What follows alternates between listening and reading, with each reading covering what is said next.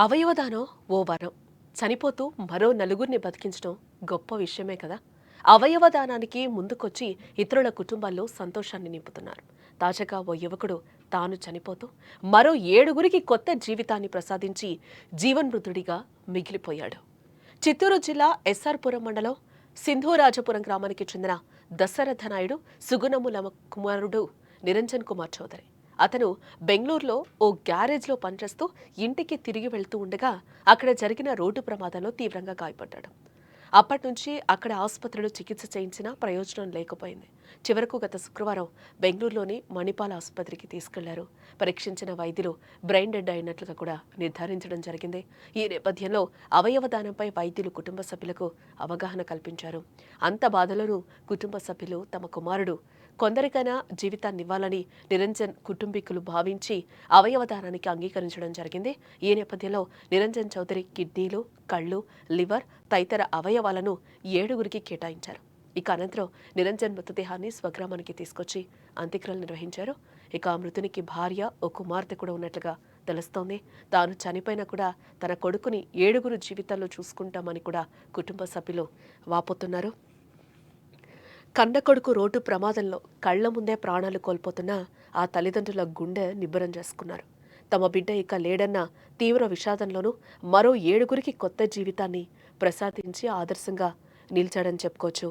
చిత్తూరు జిల్లాకు చెందిన ఓ యువకుడి అవయవాలను దానం చేసి మానవత్వాన్ని చాటుకున్నారు. చిత్తూరు జిల్లా ఎస్ఆర్పురం మండలం సింధూరాజపురం గ్రామానికి చెందిన నిరంజన్ కుమార్ చౌదరి గత నెల 31న కర్ణాటకలో జరిగిన రోడ్డు ప్రమాదంలో తీవ్రంగా గాయపడడం జరిగింది. ప్రమాదం జరిగిన వెంటనే ఆయన్ను పలు ఆసుపత్రులకు తరలించి చికిత్స అందించినా కూడా ఇప్పటి వరకు కూడా ఫలితం లేకపోయింది. పరిస్థితి విషమించడంతో గత శుక్రవారం మెరుగైన వైద్యం కోసం బెంగళూరులోని మణిపాల్ ఆసుపత్రికి అయితే తరలించడం జరిగింది. అక్కడ నిరంజన్ కుమార్కు పరీక్షించిన వైద్యులు అతను అప్పటికే బ్రెయిన్ డెడ్ అయినట్లుగా కూడా నిర్ధారించడం జరిగింది. ఈ క్లిష్ట సమయంలో వైద్యులు ఆయన కుటుంబ సభ్యులకు అవయవదానం ప్రాముఖ్యత గురించి అక్కడ డాక్టర్స్ అయితే చెప్పడం జరిగింది. పుత్రశోకంతో కుమిలిపోతున్నప్పటికీ కూడా నిరంజన్ కుటుంబ సభ్యులు ఒక గొప్ప నిర్ణయాన్ని తీసుకున్నారని కూడా ఇక్కడ మనం చెప్పుకోవచ్చు. తమ బిడ్డ అవయవాల ద్వారా మరికొందరి ప్రాణాలు నిలబెట్టాలని భావించి వారు అవయవదానానికైతే అంగీకరించడం జరిగింది. దీంతో వైద్యులు ఆదివారం రాత్రి నిరంజన్ కుమార్ నుంచి కిడ్నీలు, కాళ్ళు, కాలేయం సహా పలు కీలక అవయవాలను సేకరించి అవసరమైన 7గురు రోగులకైతే అమర్చినట్లు కూడా వైద్యులు చెప్తున్నారు. అనంతరం సోమవారం తెల్లవారుజామున నిరంజన్ భౌతిక కాయాన్ని కుటుంబ సభ్యులు స్వగ్రామానికి తీసుకొచ్చారు. బంధుమిత్రుల అశ్రునయనాల మధ్య సోమవారం సాయంత్రం ఆయనకు అంత్యక్రియలు ముగిశాయి. కన్న కొడుకును కోల్పోయిన ఆ కుటుంబం తమ గొప్ప నిర్ణయంతో సమాజానికి ఇక్కడ ఆదర్శంగా నిలిచారని చెప్పుకోవచ్చు. తను గ్యారేజ్లో వర్క్ చేస్తాను. అక్కడ నుంచి గ్యారేజ్ నుంచి ఇంటికి వస్తూ ఉంటే రోడ్ యాక్సిడెంట్ అయింది.